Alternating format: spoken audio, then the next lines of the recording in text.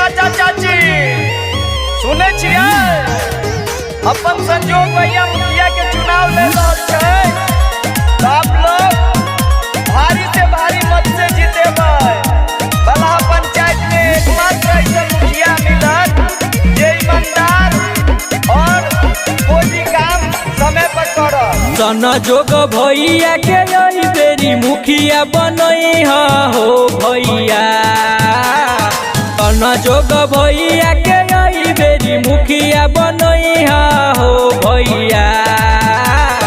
Vote से support दिया अपना मुखिया बनैया हो भैया। वोट से सपोर्ट दिया अपना मुखिया बनैया हो चाचा। बल्हा पंचायत जगमग जगमग बरतो हो भैया। वोट से सपोर्ट दिया अपना मुखिया बनैया हो भैया। वोट से सपोर्ट दिया अपना मुखिया बनैया हो चाचा।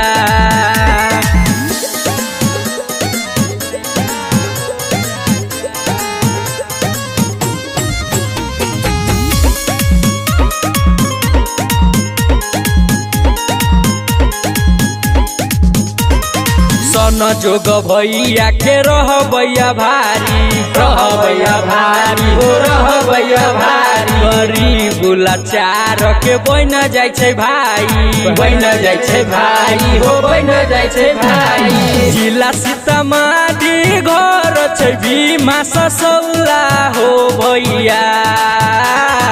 जिला सीतामढ़ी घर छै भीमा ससौला हो भैया।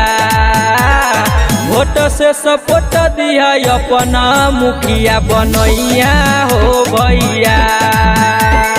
वोट से सपोर्ट दिया अपना मुखिया बनैया हो चाचा।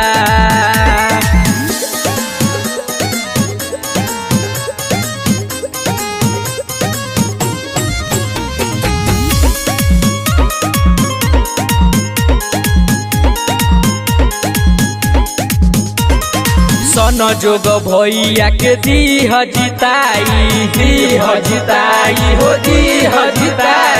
मुखिया बनाबे के कर तैयारी हो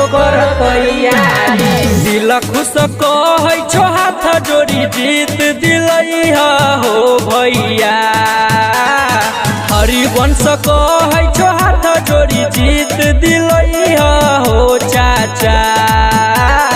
वोट से सपोर्ट दिया अपना मुखिया बनैया हो भैया।